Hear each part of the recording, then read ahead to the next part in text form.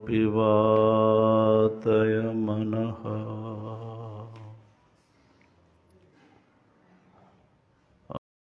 ॐ शान्तिः शान्तिः शान्तिः।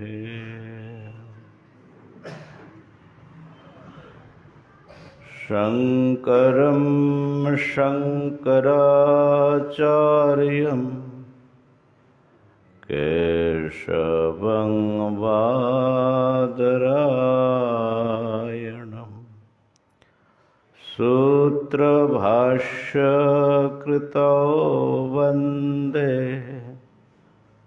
भगवन्तो पुनः पुनः।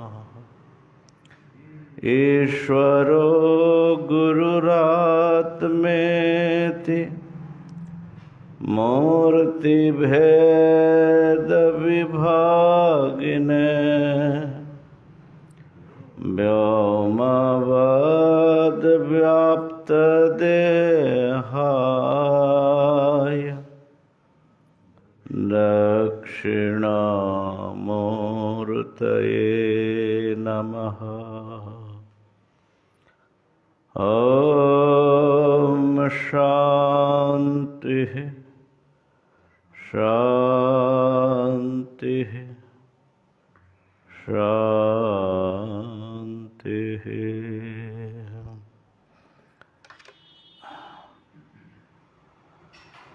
हरि ओम हरि ओम। विवेक चूड़ामणि का 343 नंबर श्लोक देखिए। समाधि का विधान किया गया है ब्रह्म सर्वात्मा अनुभूति के लिए, उस बात को स्पष्ट कर रहे हैं। आरूढ़ शक्तेरहमो विनाशः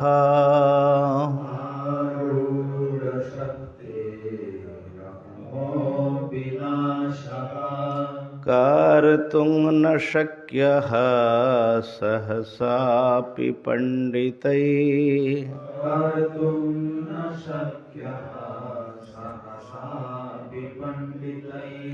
ये निर्विकल्पाख्य समाधि निश्चला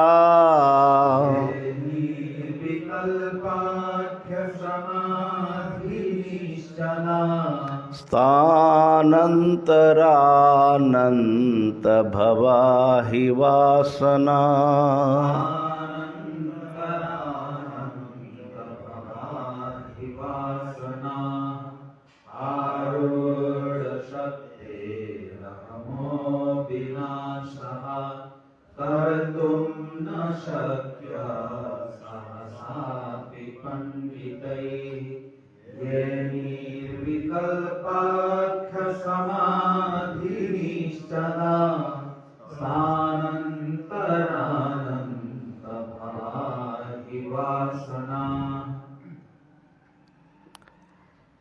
आरूढ़ शक्तेरहमः,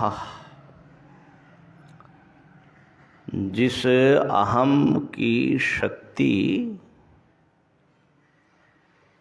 आरूढ़ हो चुकी है, माने बहुत प्रबल है, बढ़ गई है, शक्ति विकसित हो गई जिस अहंकार की। आरूढ़ शक्ते है अहमः, उस अहम का विनाशः, उसका विनाश करना। कर्तुम न शक्यः, विनाशः कर्तुम न शक्यः, उसका विनाश करना शक्य नहीं है। पंडितै अपि सहसा, जो वेदांत श्रवण में लगे हुए हैं, वेदांत विचार में, ऐसे जो पंडित हैं, माने आध्यात्मिक क्षेत्र में जो साधक हैं, वेदांत के साधक, उनके द्वारा भी सहसा एकदम एकाएक माने फट से ऐसे दृढ़ अहंकार का विनाश करना संभव नहीं होता।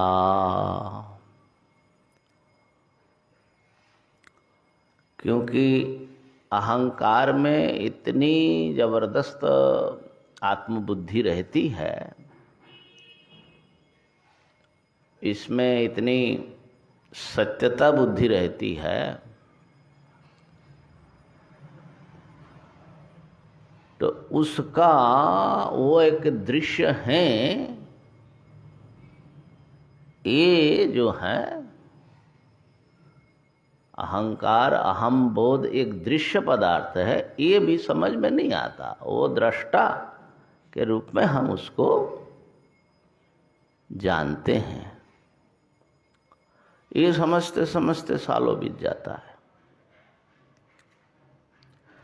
तो इसलिए पंडितई अपि सहसा, झट से अहंकार का जिसकी शक्ति बहुत बढ़ गई है उसका विनाश नहीं कर सकते। हाँ, अगर उन्होंने निर्विकल्प नाम के समाधि में निश्चल हुए तो अलग बात है। तो कह रहे हैं कि ये निर्विकल्पाख्य समाधि निश्चलाः, जो लोग निर्विकल्प नाम की जो समाधि है उसके द्वारा जो निश्चल हो चुके हैं, मन जिनका निश्चल हो चुका है माने समाहित हो गया, तान अंतरा, उनको छोड़कर पंडितों के द्वारा भी अहंकार का नाश नहीं होता, फट से नहीं होता। क्या दिया, क्या दिया वहाँ?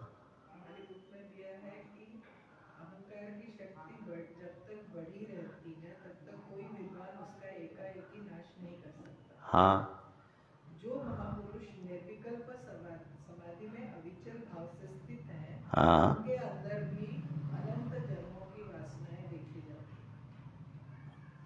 हैं। अच्छा, ऐसा कर दिया।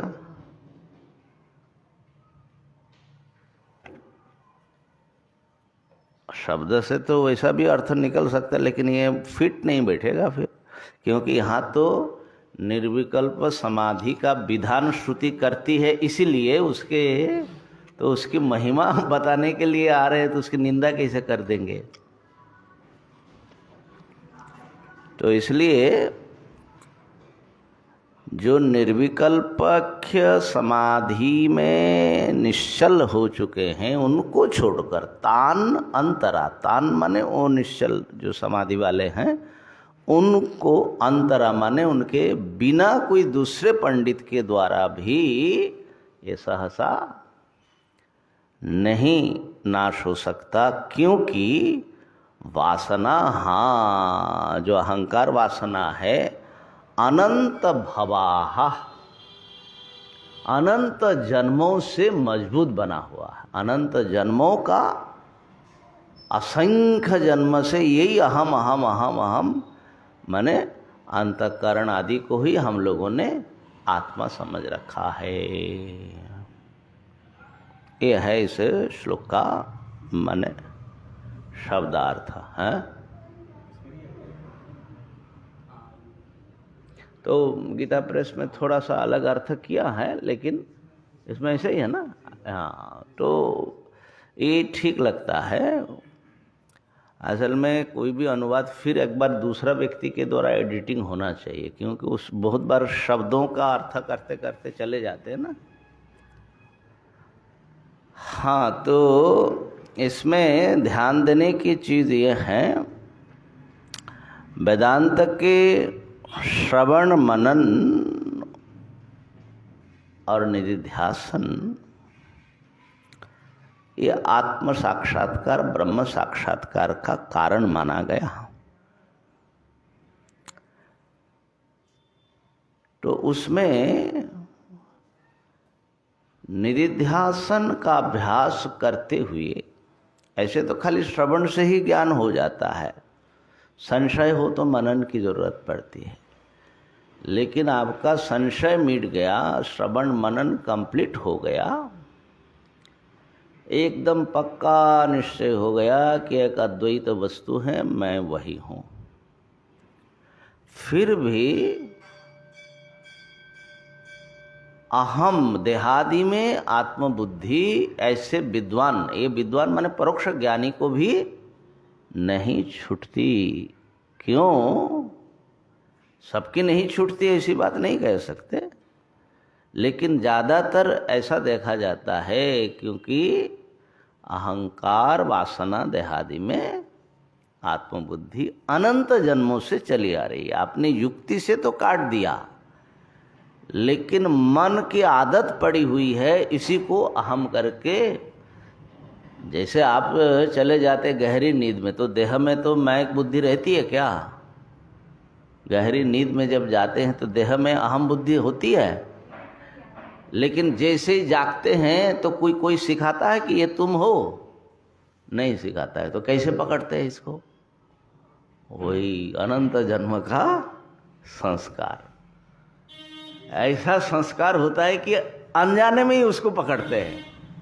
आज सुबह हम जब बदल से आने के टाइम हमारे आश्रम के पास देखे लेबर उसको दिखाए, तो अपना गाधा को देखेंगे गाधे, और उसको कितना अच्छा प्रेम से खड़ा है और उसको पीठ में वो ईंटा रखा है, बहुत भारी कर दिया, और कितना प्रेम से आराम से खड़ा है। हम सोचते हैं इसके कितना आदत पड़ गया, जब तक ये नहीं कर हमारे अगर पीठ में कुछ दे रहे हम भाग जाए, इसे कुछ नहीं, आराम से खड़ा है। हम सोचते हैं इसका कितना आदत पड़ गया। हम भी ऐसे ही खड़ा है बाबा।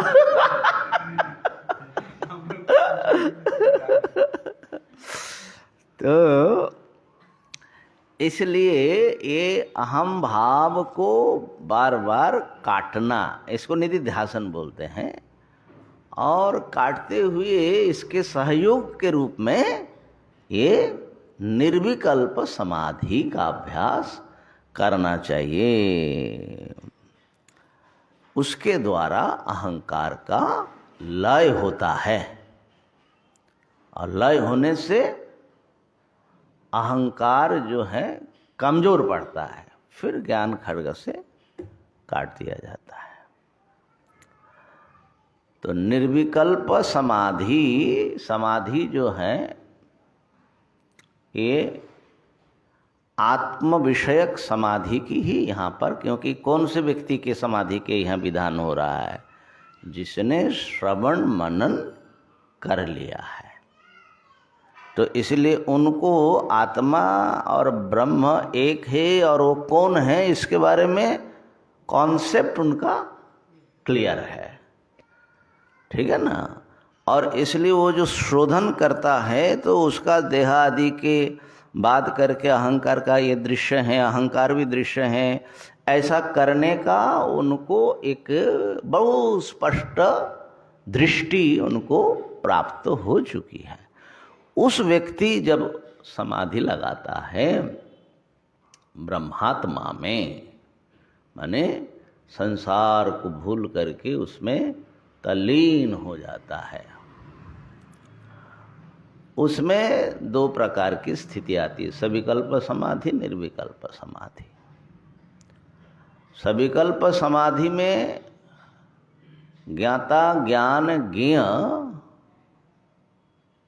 माने ब्रह्म मैं हूँ, तो अहंकार का आकार भी अलग भासता है, ब्रह्म का भी आकार अलग भासता है, और ज्ञान उसका भी वृत्ति, क्योंकि ये सब मन में ही होगा, मन के द्वारा ही अनुभव किया जाएगा, मन को ही आपने तैयार किया।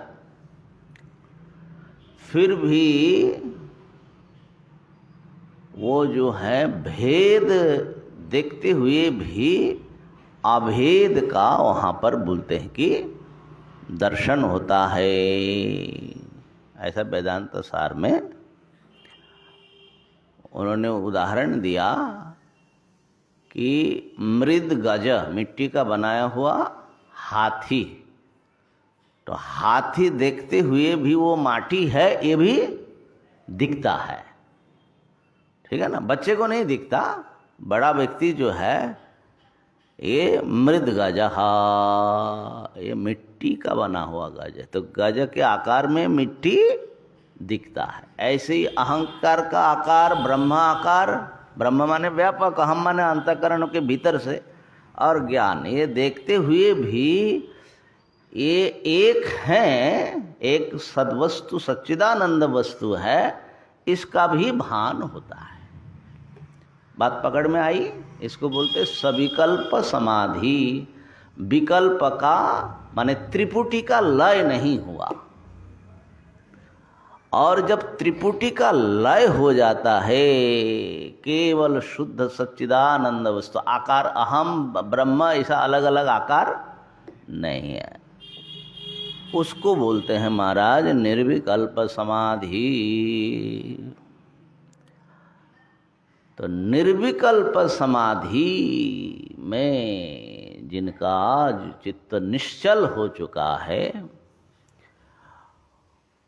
उसको छोड़ करके बाकियों के लिए अहंकार को नष्ट करना संभव नहीं होता, क्योंकि ये अनंत जन्मों से दृढ़ हो चुका है। बात हो गई? पकड़ में आ गई ना बात? सविकल्प समाधि में मौन लय नहीं होता नहीं, और आगे बल्कि निर्विकल्प समाधि में भी, समाधि जब है तो मन है असल में, हाँ, मन की स्थिति होती है। सविकल्प निर्विकल्प, आत्मा तो सदा निर्विकल्प है, तो मन समाधि जब बोलोगे तो इसका मतलब मन किसी न किसी रूप में, परिवर्तन, मन के ही भाव है परिवर्तन, मन निरुद्ध है, एकदम स्थिर हो गया, अन्य सब सोचना छोड़ दिया। लेकिन मौन है मन तो होगा नहीं तो नींद, नहीं तो फिर मन गायब हो जाएगा तो फिर निद्रा मानी जाएगी ना। तो हाँ, इसलिए समाधि में और सुषुप्ति में ये फर्क गौड़पादाचार्य जी ने कहा मांडुक्य कारिका में। निगृहीतम समाधौ तन ने क्या है, निगृहीतम सुषुप्तौ तन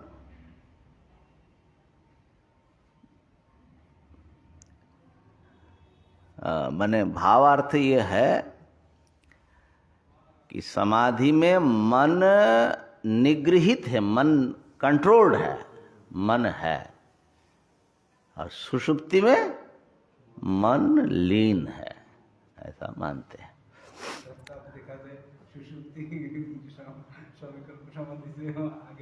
निर्विकल्प से भी, लेकिन वहाँ पर जो है वो तो प्राकृतिक रूप से होता है ना, तो वो अहंकार का वहाँ पर विलीन होने पर भी अहंकार के संस्कार का ऊपर कोई प्रभाव उसका नहीं पड़ता है। यहाँ तो अहंकार के संस्कार को, हाँ, उसको जो है काटना है, तो बिना समाधि का नहीं होगा। हाँ, ब्रह्म चिंतन भी नहीं है। हाँ, बिल्कुल बिल्कुल। अहम बुद्ध्यैव मोहिन्या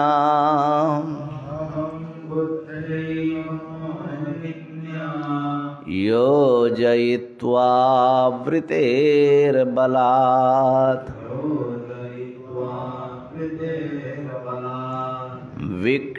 विक्षेपशक्तिः पुरुषं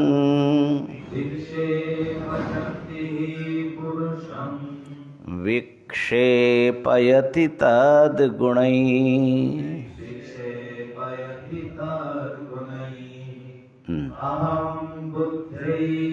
मोहिन्या योजयित्वा प्रीतिर्बलात् विक्षेपशक्तिः पुरुषं विक्षेपयति तद्गुणैः। विक्षेप शक्ति जो है, विक्षेप शक्ति समझ लो कि मन की चंचलता, अज्ञान की दो शक्ति मानी जाती है, आवरण शक्ति, विक्षेप शक्ति। आवरण शक्ति वस्तु स्वरूप को आवृत कर देता है और विक्षेप शक्ति अन्य वस्तु का प्रतिभास कराती है, ठीक है ना। जैसे रस्सी में ढक दिया कि वो रस्सी है, ये समझ में नहीं आया, आवरण हो गया, रज्जु स्वरूप का आवरण, और सर्प दिखा देना, ये विक्षेप शक्ति। तो यहां पर क्या हो रहा है, बोलते हैं कि आवरण शक्ति ने आत्म स्वरूप को ढक के रखा है, इसलिए आत्मा के ब्रह्म रूपता को हम नहीं जान पा रहे। उस आवरण शक्ति के बल से, आवृतेर बलात्, विक्षेप शक्ति, अब उसके ऊपर विक्षेप शक्ति काम करती है। क्या करती है विक्षेप शक्ति? मोहिन्ना अहम बुद्ध्या एव योजयित्वा, मोह में डालने वाली जो अहम बुद्धि है, अंतःकरण, उसके साथ व्यक्ति को जोड़ता है। माने ये जो हम लोगों को अहम करके जो अनुभव हो रहा है, अहम दिख रहा है अपने आप को, हम क्या देख रहे हैं? अहम। ये असल में सर्प, माने रस्सी में जैसे सांप दिख रहा है, ऐसे आत्मा में अहम दिख रहा है।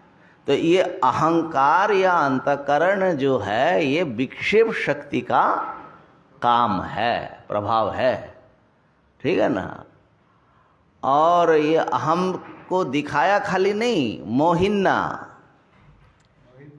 ये अहम बुद्धि, जैसे रस्सी में अगर सांप दिखाए और ऐसा आपको मालूम पड़े कि सांप, ठीक है सांप दिख रहा है, लेकिन उसके जो इदम पदार्थ है वो अलग है, दोनों का अगर भेद भी दिख जाए तो कोई दिक्कत होगी? ज़्यादा नहीं समझे? डर नहीं लगेगा। माने आप देख रहे हैं कि ये सांप है, ऐसा कुछ सांप जैसा दिख रहा है, और वो इदम पदार्थ अलग है, वो सांप से एक नहीं है, ये भी आपको ज्ञान हो रहा है, तब तो कोई खास प्रभाव पड़ेगा नहीं। तो इसीलिए खाली सांप दिखाना जरूरी नहीं है, सांप दिखाएगा और सांप को रस्सी से अभिन्न रूप में दिखाएगा, अभेद। हाँ, ये है मोहिनी। बात पकड़ में आई ना? वहाँ दो काम हो रहा है, सर्प प्रतिभास और सर्प और इदम पदार्थ में अभेद है, अलग लेकिन अभेद। तो ये भी विक्षेप शक्ति करती है, इसी को इसीलिए मोह में डालने वाली ऐसा बता रहे हैं। हाँ, क्या पूछ रहे हैं?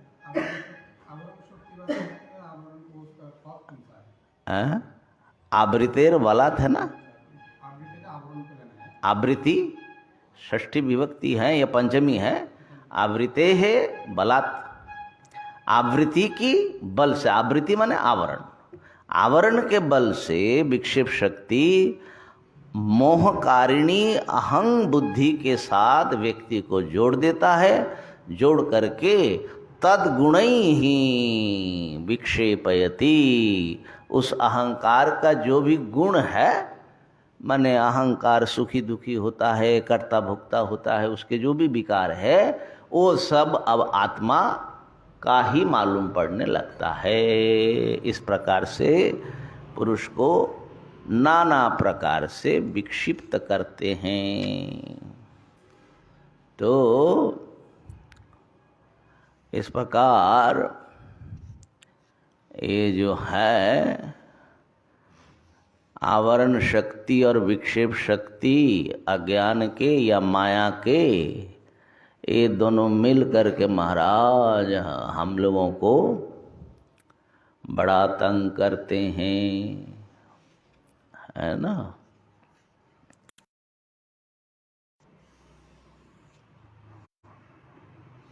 शक्ति को जीतना विजयः, विजयः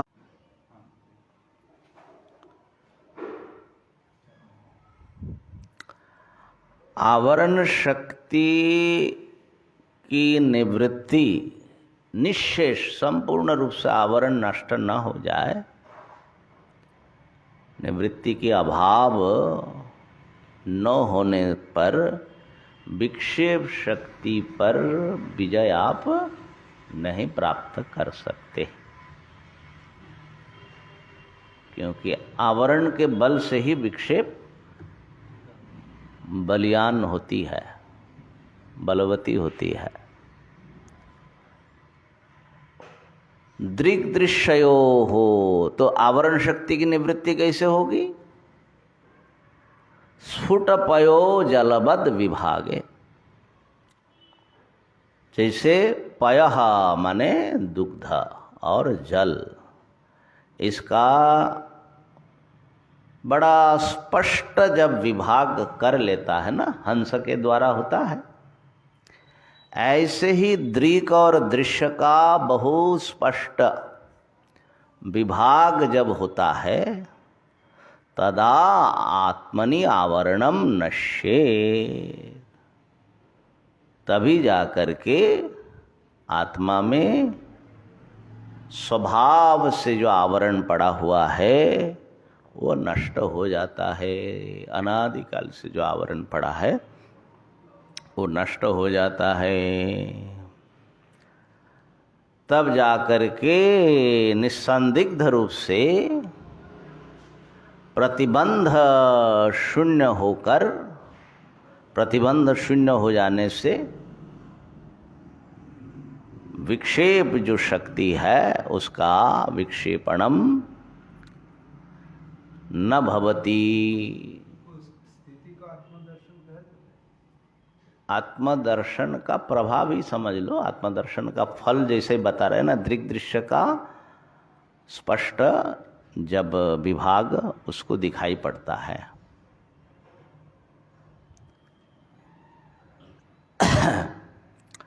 तो नहीं तदा विक्षेपनम, उस समय फिर विक्षेप नहीं होता है। क्यों? उस समय समस्त प्रतिबंध से शून्य हो जाता है आत्मतत्व। और यदि चेत, और यदि विक्षेप होता भी है तो मृषार्थे माने मिथ्या रूप में ही वो भासेगा। समझ में आई बात? एक बार अनुवाद पढ़ लो पूरा। आवरण शक्ति की पूर्ण निवृत्ति के बिना विक्षेप शक्ति पर विजय प्राप्त करना अत्यंत कठिन है। दूध और जल के समान दृष्टा और दृश्य के अलग अलग होने का स्पष्ट ज्ञान हो जाने पर आत्मा में छाई हुई वह आवरण शक्ति अपने आप ही नष्ट हो जाती है। यदि मिथ्या दिखने वाले इन बुद्धियादि पदार्थों में दृष्टा और दृश्य पदार्थों के स्वरूप को पृथक पृथक करके स्पष्ट बोध के कारण होने वाला निस्संदेह पूर्वक बाद रहित पूर्ण विवेक हो जाए तो फिर विक्षेप नहीं होता और वह विवेक माया जनित मोह बंधन को भी काट डालता है। ये तो अगला श्लोक पढ़ रहे हो, दोनों एक साथ में है क्या? ओ नहीं नहीं, यदि चेत करके क्या लिखा? यदि करके जो नित्य दिखने वाले पदार्थों में दृष्टा और दृश्य पदार्थों के स्वरूप को पृथक पृथक करके स्पष्ट। अरे वो तो अगला फिर उसमें चला जा रहा है। अच्छा, एक साथ में अनुवाद अन्वय कर दिया क्या? ये तो ऐसे ही लग रहा है। स्वामी जी आपके वहाँ क्या दिया बंगला में? बांग्ला में लिखा, आवरण शक्ति निशेष निवृत्ति ना হইলে विक्षेप शक्ति ऊपर विजय लाभ करा অতি দুরূহ। अंश যেমন জল মিশ্রিত দুগ্ধ হইতে দুগ্ধকে পৃথক করিয়া গ্রহণ করিতে পারে, সেইভাবে অনাত্ম বস্তু সমূহ হইতে আত্মকে পৃথকভাবে দেখিতে পারিলে আত্মার প্রকাশ সামর্থ্য হেতু আত্মাতে বর্তমান বলিয়া অনুভূত আবরণ সহজে নষ্ট হইয়া যায়।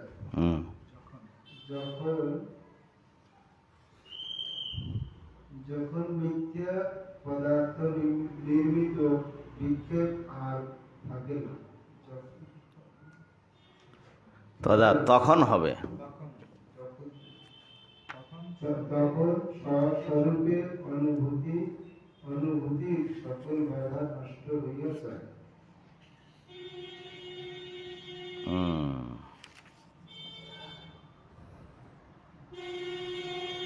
যখন মিথ্যা পদার্থ নিমিত্ত মৃষার্থে বিক্ষেপ আর থাকে না, তখন স্বস্বরূপের অনুভূতির সকল বাধা नष्ट होइया जाए। अरे बाबा, सब लोग अपने अलग अलग ही अर्थ लगा रहे हैं। नहीं, पांडित्य नहीं महाराज, कभी कभी अर्थ लगाने में पूरा दिमाग जो है मथना पड़ता है। ऐसा नहीं है। तो चलो, इसका सीधा अर्थ तो हमने बता दिया, आप लोगों को समझ में आया होगा।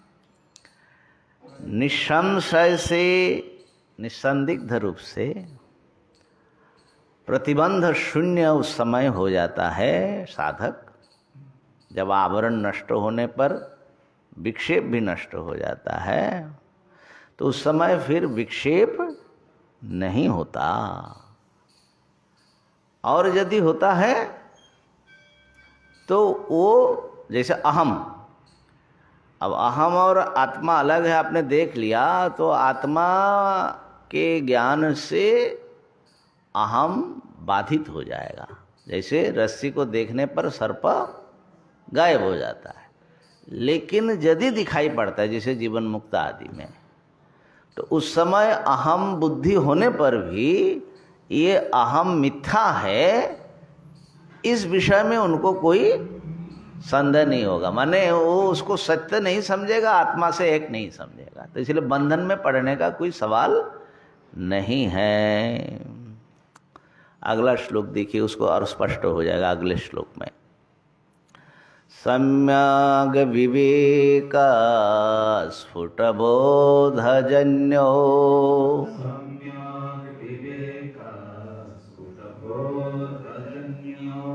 विभज्य दृग्दृश्य पदार्थ तत्वम्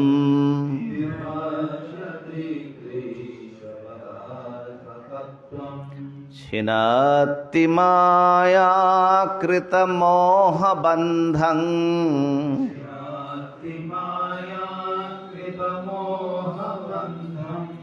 यस्माद् विमुक्तस्य न पुनर्न संश्रितिः।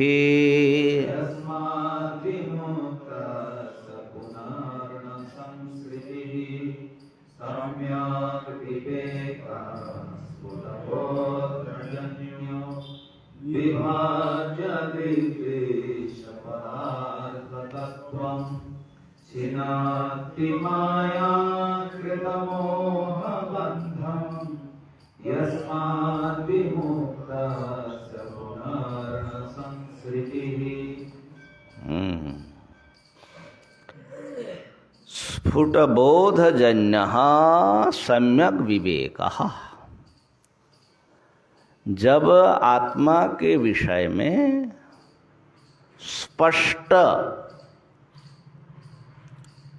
माने असंदिग्ध और यथार्थ आत्मज्ञान होता है, आपके श्रवण मनन आदि के द्वारा, तो और ये निधिध्यासन समाधि का भी अभ्यास आपने किया, उससे क्या होगा? सम्यक विवेक, आत्मा और अनात्मा एकदम भिन्न साफ दिखेगा। विवेक माने ही भेदक ज्ञान, दो को अलग देखना, और सम्यक माने एकदम अच्छी तरह दिखेगा।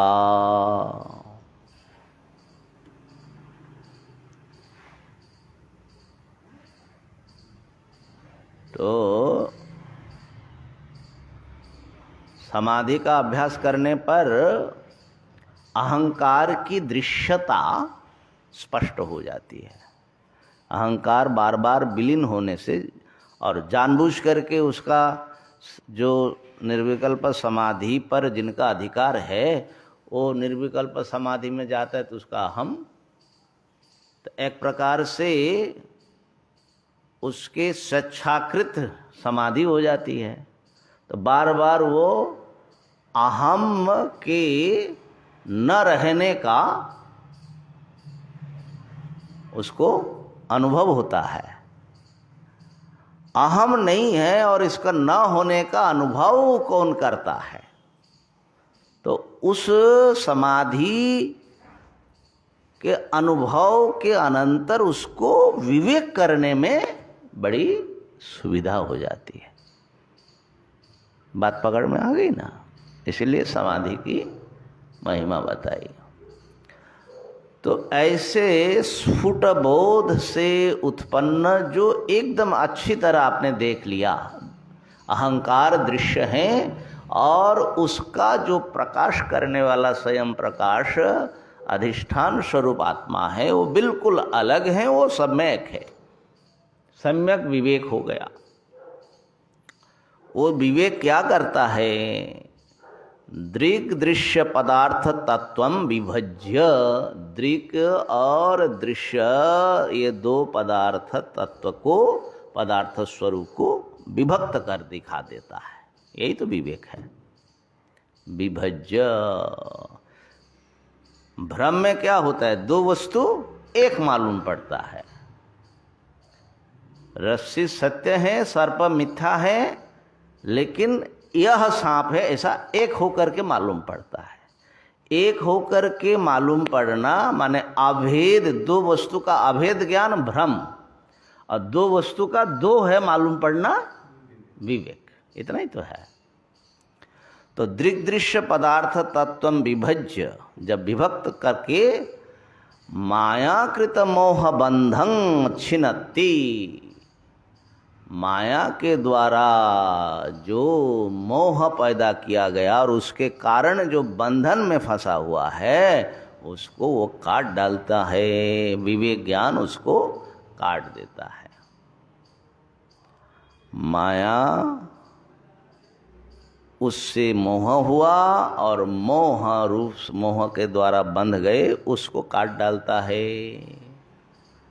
मायाकृत मोह बंधम छिन्नति यस्मात् विमुक्तस्य, मोह बंध से मुक्त होने पर पुनर्न संसृति ही, फिर दोबारा उसको संसार में नहीं आना होता। संसार क्या है? भ्रम। ये मैं जन्म ले रहा हूँ, लिया, मर जाऊंगा, ये सब। हाँ, क्या लिखा? दृक् शब्द माने देखने वाला, दृश्य जो दिखाई पड़ता है। अच्छा, तो यहाँ पर ये आया मायाकृत मोह बंधम, एक पद है, उसको जरा समझ लीजिए। माया जो है वो क्या करती है? दृग वस्तु आत्मा के स्वरूप का प्रकाश पूरी तरह होने नहीं देता। आत्मा को दिखने, ठीक से अनुभव में नहीं आने देती, और फिर उसमें अहंकार आदि अनात्म वस्तु दिखाती है और उसमें आत्मबुद्धि पैदा करती है। ठीक है ना? माया का फायदा क्या है? ये जो काम कर रहे हैं इसका फायदा क्या है? इसका स्वार्थ क्या है? माया का ये हम लोग को आत्म वस्तु दिखाई नहीं दे रहा है, मतलब देखने नहीं दे रहा है।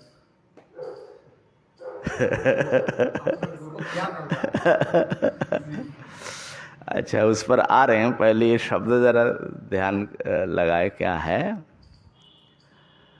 तो माया एक ऐसा प्रतिबंधक है जो आत्मा के वास्तविक स्वरूप को ढक देती है और अनात्मा दिखा करके उसमें आत्मबुद्धि।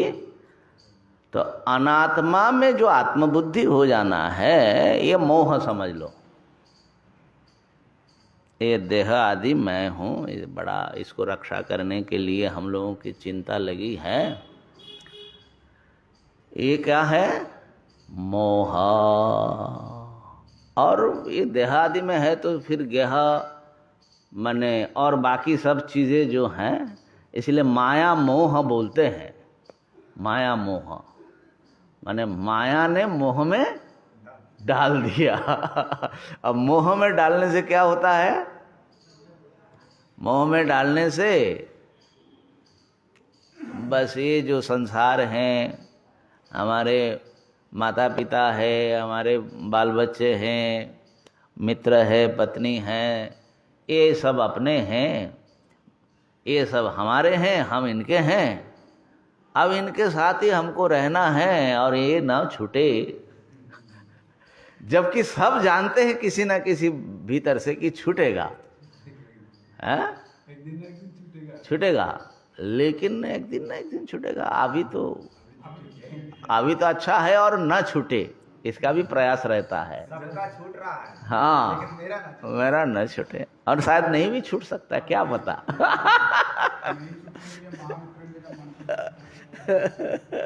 तो माने मोह क्या होता है, समझे ना।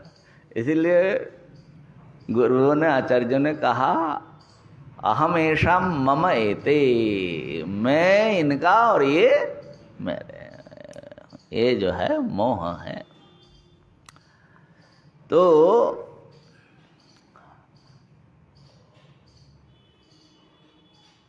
प्रति क्षण प्रत्येक वस्तु बदल करके कहाँ खो जा रहा है। ये तो स्रोत है अनित्य वस्तुओं का। हर क्षण हर वस्तु हर व्यक्ति बदल रहा है, इसका कोई अन्यथा नहीं कर सकता। अगर आप लोग बुरा न माने तो भगवान भी नहीं कर सकते, क्योंकि काल जो है वो भगवान का ही रूप है, भगवान ही है सबको बदल डालना। ये उन्हीं का संकल्प है ना। लेकिन फिर भी एक तो जो निरंतर चला जा रहा है, खत्म हो रहा है, अभी जो है एक क्षण बाद वो नहीं रहेगा, इसके बारे में तो हम लोग एक प्रकार से बेखबर ही रहते हैं। और इसी देह आदि को आत्मा मान करके,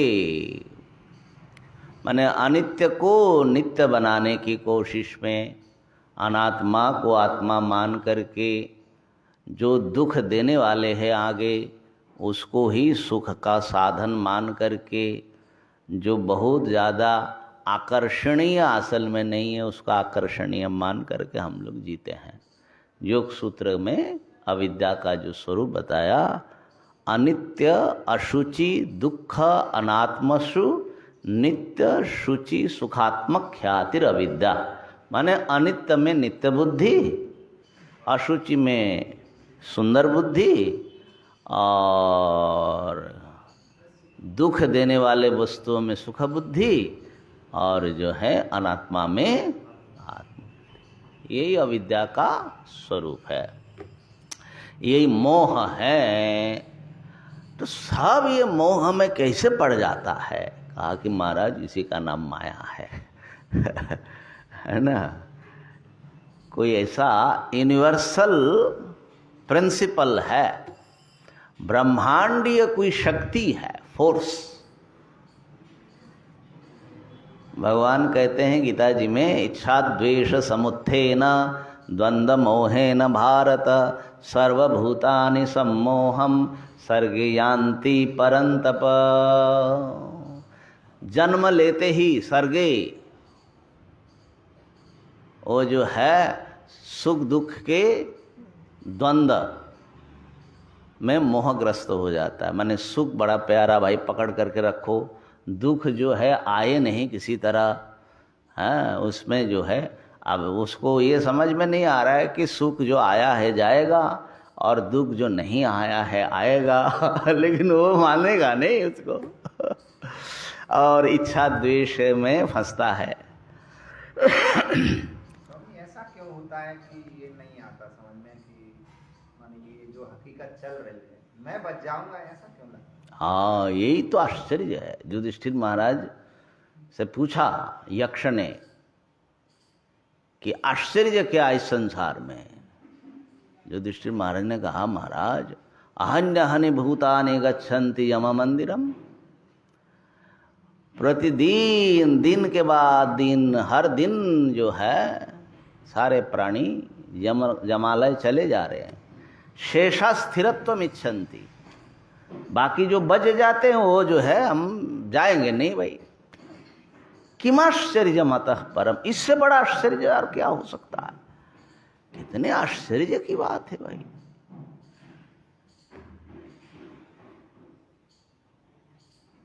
देखते हुए जैसे मायावी जो है जादूगर कुछ दिखा रहा है, हम जानते हैं कि ऐसा पेड़ है नहीं, अब वो पेड़ दिखा दिया महाराज, उस पर संतरा लगे हैं और संतरा हाथ में दे करके सबको खिला रहा है। हम जानते हैं कि ऐसा नहीं है, फिर भी दिख रहा है, खाने में टेस्ट भी आ रहा है। अब क्या खाया क्या पता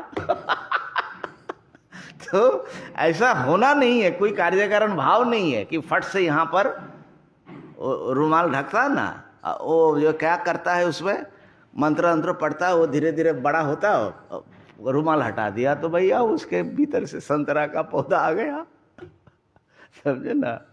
तो युक्ति से देखो तो ऐसा तो होना नहीं चाहिए। हम लोग बुद्धिमान हैं, देख रहे हैं सब मरेंगे, तो इसमें इतनी आसक्ति तो रखने की कोई बात नहीं है भाई, मरना ही तो है, मरेंगे क्या करेंगे, ये तो प्रकृति का प्रवाह है। लेकिन नहीं, मन नहीं मानता, कुछ बदल जाए तो क्या पता, शायद हमारे साथ कुछ और हो जाए तो कहने का अर्थ है कि इसीलिए तो माया कहा ना महाराज इनको, मायाकृत मोह बंधम छिन्नति।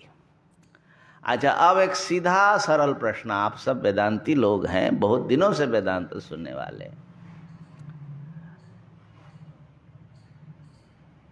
ये माया क्या है, किसको माया कह रहे हैं?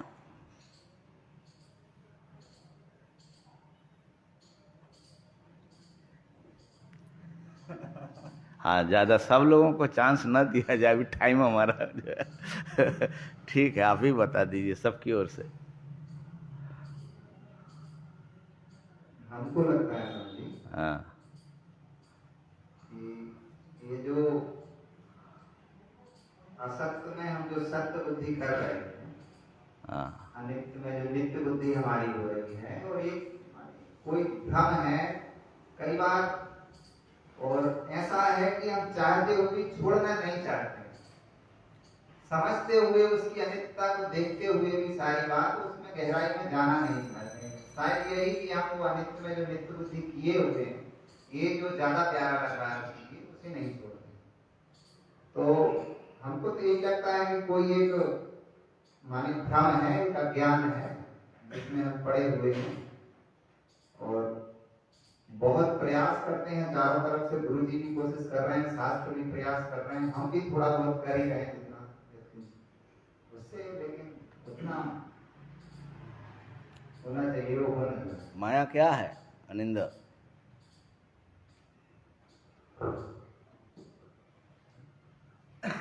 मैं तो जो जितना समझता हूँ, माया मतलब जो मृत्यु की ओर लेके जाए, मतलब आदत की ओर लेके जाए, उसको ही माया में। जयशर महाराज, माया का माया है ब्रह्मी चेतना तुमने एक सूत्र पकड़ कर अच्छा, ब्रह्म चेतना तो दिखाई नहीं पड़ रही है, लेकिन माया कुछ दिख रहा है कि नहीं तुमको? क्या जो दिखाई देता है होता नहीं है वो माया। वो कहाँ, ऐसा कहाँ है? सब जगह। प्रतिभा जी बोलिए। ऐसे तो शास्त्र में बोलते हैं जगत के कारण कार्य को देखकर उसको माया को अनुभव करना चाहिए। हाँ। तो माया को तो विषय में नहीं आते, केवल उनका जो कार्य हो रहा है, जो हमारे जो जगत संसार है, हाँ। उसी को देखकर वो हम लोग अनुमान लगाते हैं कोई ऐसी शक्ति है जिनके इशारा से सारे सब हम माया को निवारण महाराज, माया क्या है बाबा? महाराज जी, जो जाने चाहते हैं लेकिन हमने जाने नहीं देते हैं। अच्छा, ये माया। प्रतिभा जी बोलो, माया क्या है? माया ब्रह्म की शक्ति है जो ये संसार को चलाना है, तो उसमें हमको फंसा के रखना है। तो ये सब जो है, जो नहीं है वो दिखता है। मतलब एक ऐसी शक्ति है जिसको अनिर्वचनीय कहते हैं कि जब दिख रहा है तब भी वो वहां नहीं है, लेकिन दिखता है। अच्छा, माया अच्छी है कि बुरी है?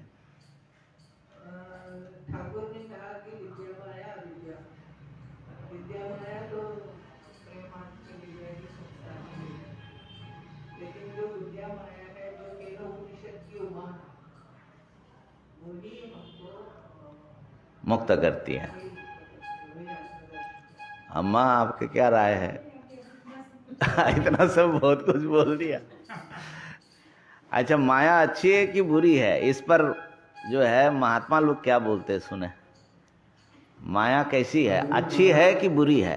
शांति की माया के बारे में तो हम कुछ नहीं बता पाएंगे, हाँ क्योंकि भगवान की इस जो विचित्र शक्ति हाँ। और इनका जो विचित्र कार्य है, ये देख देख के हम अभिभूत हैं। वाह भैया। इसके लिए इनको मेरे ओर से शत नमन। पूरा अपना जाल में फंसा के रख दिया, ये जो शक्ति है, अच्छा। इसके लिए आपको मैं आपको शत नमन। वाह भाई वाह स्वामी जी। हो सके किसी के पास बुरा है, किसी के पास भला है, तो हमारी दृष्टि में जैसे बुरा भी है और भला भी है। माया है इसलिए हम लोग भगवान की ओर मुक्ति की ओर जाने का प्रयास करते हैं। अगर वो नहीं होता तो ना जाने कैसे भाव होगा।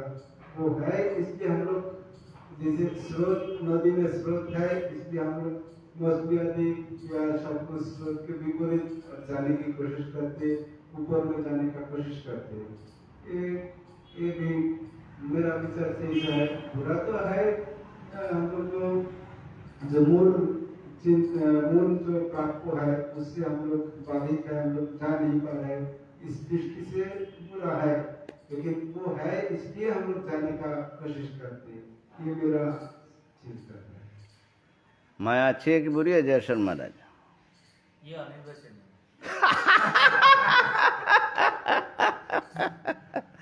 अनिर्वचनीय है, लेकिन अच्छी बुरी की दृष्टि से क्या है? वो तो सदसद्भ्यम अनिर्वचनीय तो है। अच्छी बुरी में भी अनिर्वचनीय है क्या? अच्छी है है? बढ़िया तो ये सब फिर ये मायाकृत मोहबंध छेदन करने के लिए इतना क्यों पीछे पड़े हो?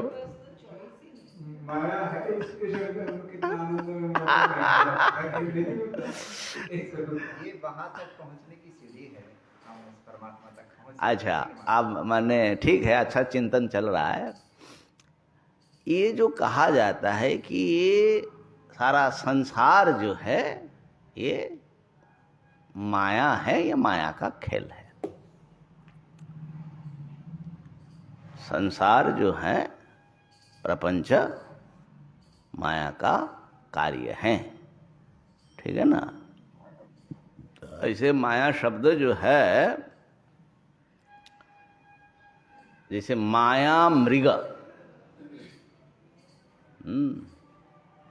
दयित क्या है? दयितेप्सया माया मृगमन्वधावत। भगवान माया मृग के पीछे दौड़े।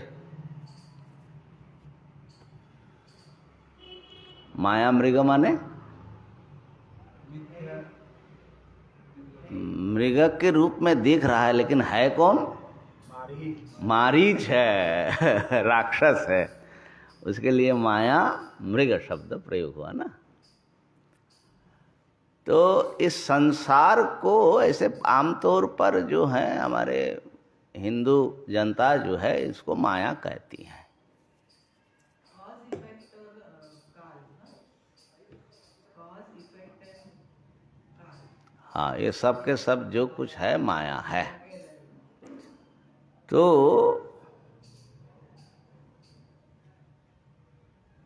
सबके सब माया है, माने ये सब नहीं है, ऐसा नहीं है, ऐसा नहीं। जो दिख रहा है वो वैसा नहीं।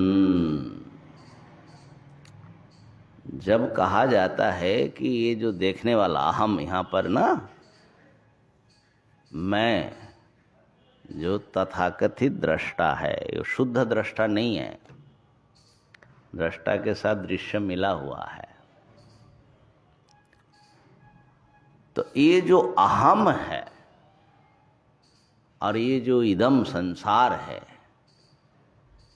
ये माया का कार्य है या माया है, ऐसा कहा जाता है, शास्त्रों में भी कहा है।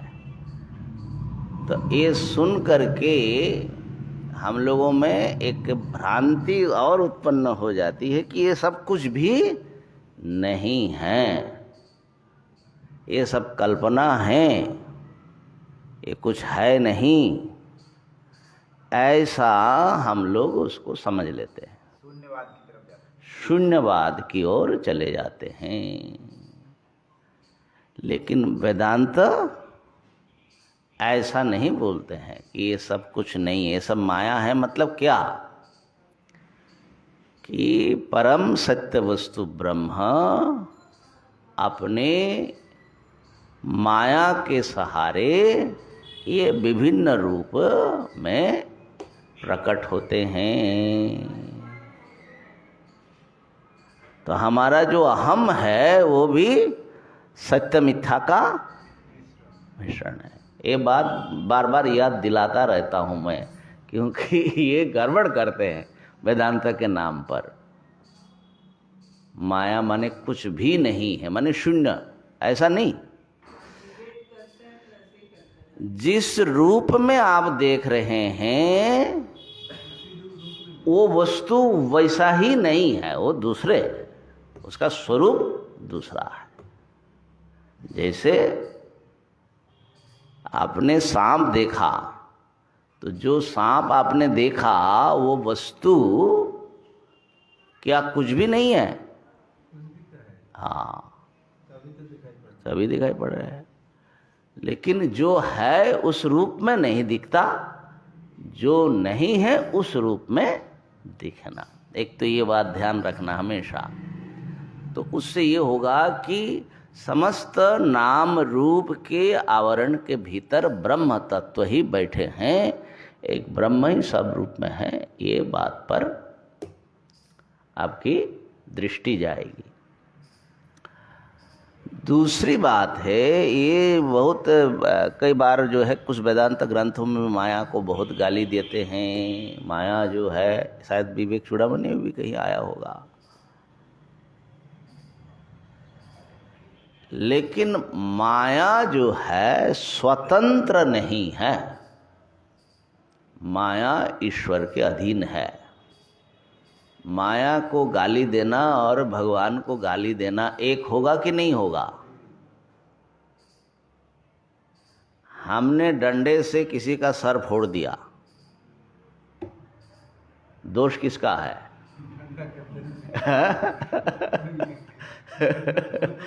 डंडा तो पराधीन है। तो हम लोग तो सांख्य जैसे नहीं मानते कि माया स्वतंत्र रूप से कुछ करती है। माया ईश्वराधीन है। माया अगर स्वतंत्र करे तो माया का तो अलग सत्ता हो जाएगा। हाँ, ठीक बात है। माया की ना अलग सत्ता है ना अलग सामर्थ्य है। जैसे कलम से किसी ने लिखा तो कलम लिखती है क्या? तो उस लिखने वाला ताकत देता है तब ना। तो माया एक भगवान के ऐसा कारण इंस्ट्रूमेंट है, उससे वो सब काम करते हैं, है ना। तो माया को ताकत किसने दिया? भगवान ने दिया। तो माया को गाली दोगे तो किसके ऊपर गाली जाएगा? माया का जो मालिक है मायाधीश है ना भगवान।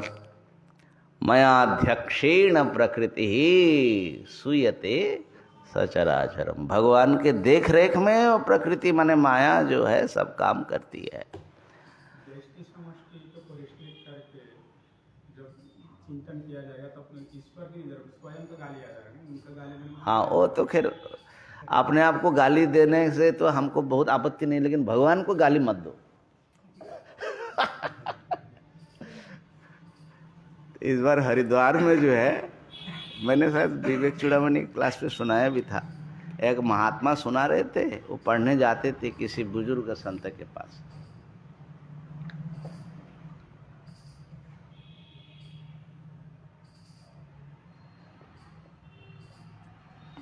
बड़े अच्छे संत थे, वेदांती।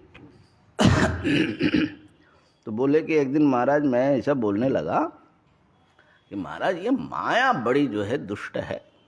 ऐसे कबीरदास जी ने गाली गलौज भी दिया ना, महाठगनी हम जानी, माया महाठगनी है, सबको ठगती रहती है, बड़ी दुष्ट है, ऐसा बोल।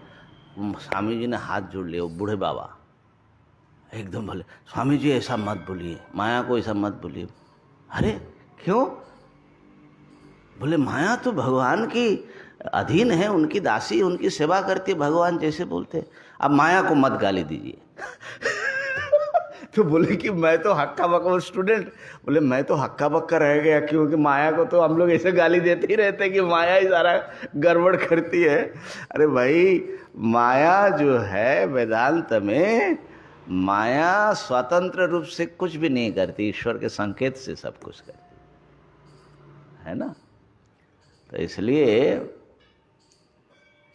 अब माया अच्छी है कि बुरी है, तो उसका उत्तर भगवान अच्छा है कि बुरा है उसके ऊपर निर्भर करेगा। अच्छा,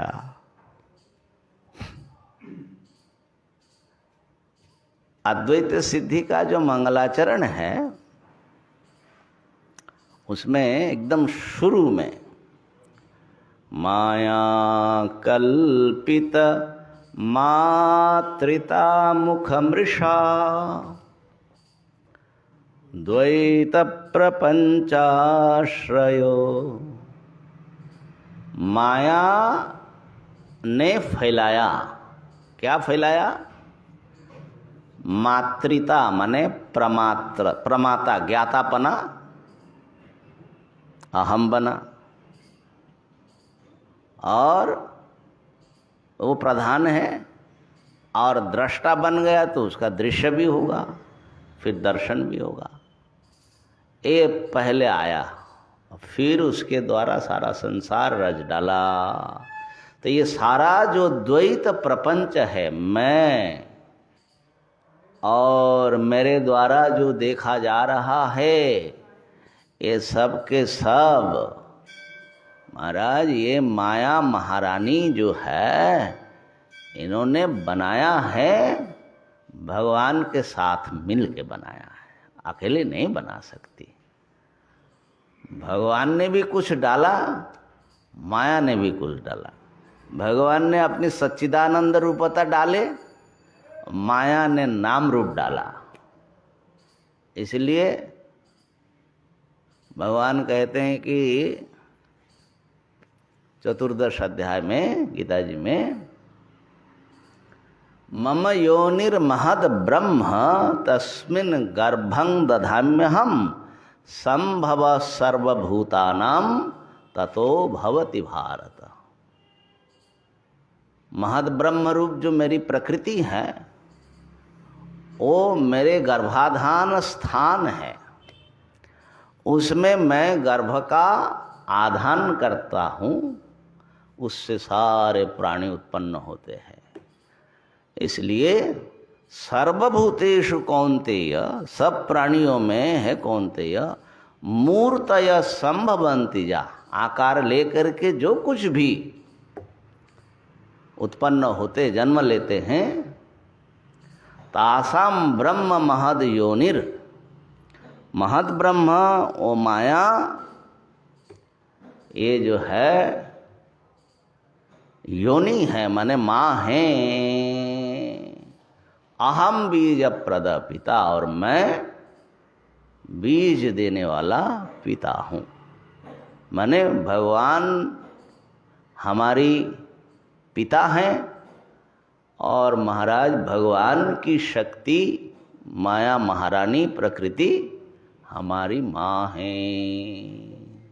स्वामी जी, हाँ, ये जो अब जो श्लोक बोला, जो और इसको जो भागवत बोला ये गीता जी से, गीता जी से, और इसी शब्द से अगर गीता जी का अध्ययन किया जाए, गहन अध्ययन, तो इसमें देखा जाए गीता जी या भगवान श्री कृष्ण सर्वत्र रूप में अद्वैत के बात ही कर रहा है। तो मुझे लगता है जो लोग गीता ठीक ठीक से पढ़े, उन लोग को वेदांती या अद्वैतवादी होना चाहिए। फिर भी जो लोग, बहुत सारे लोग जैसे हैं, उन लोग अद्वैतवादी कैसे बन जाता है, ये मेरा प्रश्न है।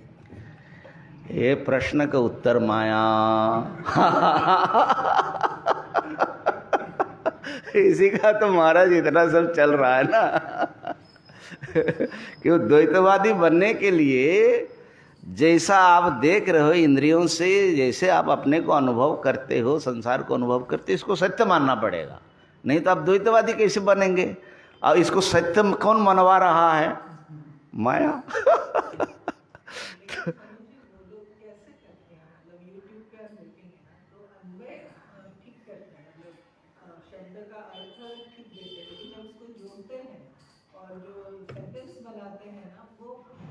हाँ, उल्टा पुल्टा करते हैं। भगवान श्री कृष्ण कितना मतलब जोर से बोला अद्वैतवादी की बात, हर बात पर एक ही बात। अच्छा चलो अभी माया पर देखो।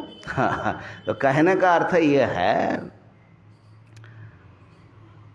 ब्रह्म तत्व और नाम रूप, ठीक है। जो कुछ आप देख रहे अहम इदम के रूप में, इसमें एक परम सत्य वस्तु भी छुपा हुआ है, सद वस्तु, और इसमें नाशवान एक आकार भी है जिसको नाम रूप कहा जाता है।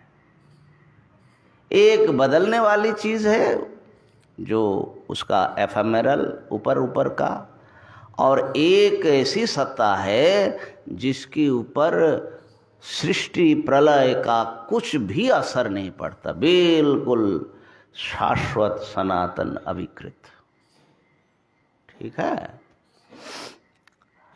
तो सब माया है जब हम लोग कहते हैं, माने उपनिषद और गीता और अद्वैत संप्रदाय, तो हम ऐसा नहीं कहते कि सब जो है कुछ भी नहीं है, लेकिन हम ये कहते हैं कि सबको तुम जिस रूप में समझ रहे हो, एक अनित्य और नाशवान और सुख दुख प्रकृति के नाना शक्तियों के अधीन, लेकिन उसका वास्तविक स्वरूप जो है वो परम स्वतंत्र ब्रह्म तत्व है। इतना ही तो बोलते हैं, ठीक है। अद्वैतवाद क्या और कुछ बोलते हो? जब हम जगत भी मिथ्या बोलते हैं ना, तो वेदांती के दिमाग में जो मिथ्या शब्द होता है और सामान्य लोग जो मिथ्या समझ लेते हैं, दोनों में अंतर है।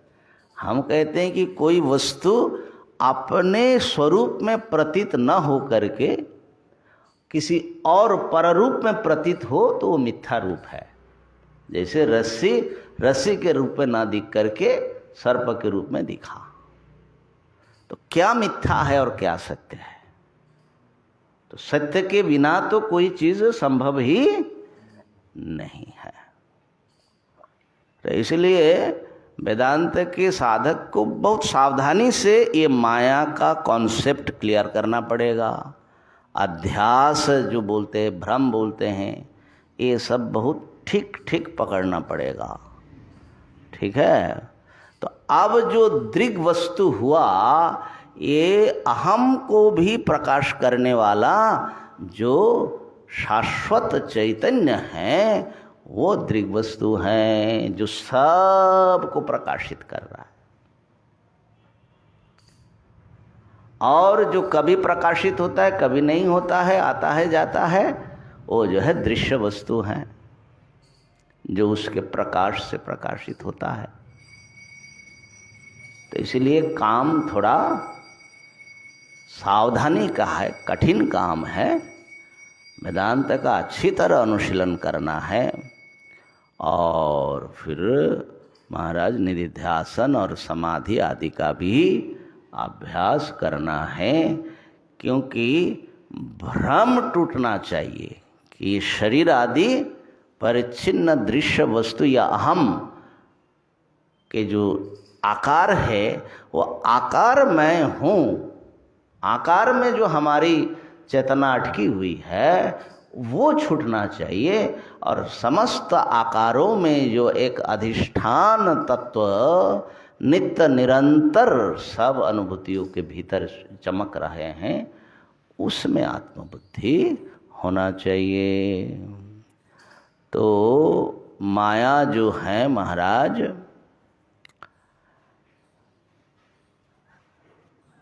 हमारे खिलाने पिलाने वाली सब है, जन्म देने वाली, खिलाने पिलाने वाली माँ है। ठीक है।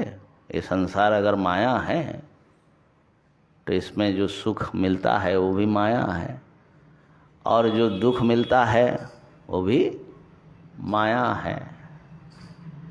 तो माया अच्छी बुरी तो खाली देखने की दृष्टि है, लेकिन माया है ना, अघटित घटना पटीयसी माया। भगवान शंकराचार्य जी ने एक माया पंचक लिखा है, 5 श्लोक माया के ऊपर। बताइए, है ना, उन्होंने बहुत सारे पंचक लिखा। कौपिन पंचक वेदांत का, और चिदानंद रूप शिव वो भी पंचक है, ऐसा सब है। काशी पंचक है, ऐसे बहुत सारे पंचक लिखा। लेकिन माया के ऊपर भी बोले क्या है ये माया? बोले निरंश जो सच्चिदानंद स्वरूप ब्रह्म है, उसको आवृत करके, आवरण भगवान ही खुद करते हैं तो क्या करें, आवृत करके जो को कर देना उनके बाएं हाथ का खेले, वो चुटकी बजा करके कर देती है। अघटित घटना पटीयसी माया, बार बार ऐसा बोलते हैं। तो यही माया जीव को जीव बनाया और ईश्वर को ईश्वर बनाया। माया अगर अलग हो जाए, मान लो एक इन केस, तो ईश्वर भी ईश्वर नहीं कहलाएंगे, ब्रह्म कहलाएंगे, निर्गुण हो जाएंगे। फिर ठन ठन गोपाल कुछ करने लायक नहीं रहेंगे, न सृष्टि कर पाएंगे, जीव भी जीव नहीं रहेंगे। तो इसलिए माया ईश्वर को ईश्वर बनाती हैं और जीव को जीव बनाती हैं। लेकिन ऐसे उक्ति से ये नहीं समझ लेना माया स्वतंत्र है। तो कहने का अर्थ है कि माया भगवान को सर्वज्ञ सर्वशक्तिमान बनाया, भगवान की शक्ति है, और हमारे गले का फांस बना। लेकिन गले का फांस ऐसा बना महाराज, मजा आता है।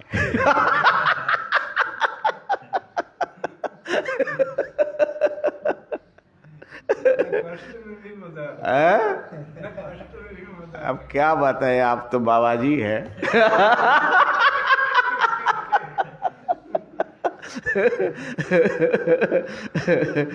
किसी गृहस्थ व्यक्ति को पूछिए तो जो है गले का फांस नहीं कहेंगे, वो तो बड़ा बढ़िया आलिंगन करके जो है उनको बड़ा सुख दे रहे हैं, लेकिन वो गला किधर से दबा रही है वो समझ में नहीं आता।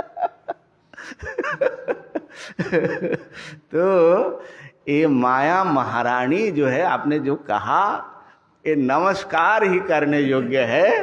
नमस्तस्मै नमस्तस्यै नमस्तस्यै नमस्तस्यै नमो नमः। क्योंकि माया भगवान के बहुत रूपों का ही एक जो है सोर्स है। ओम पूर्णमदः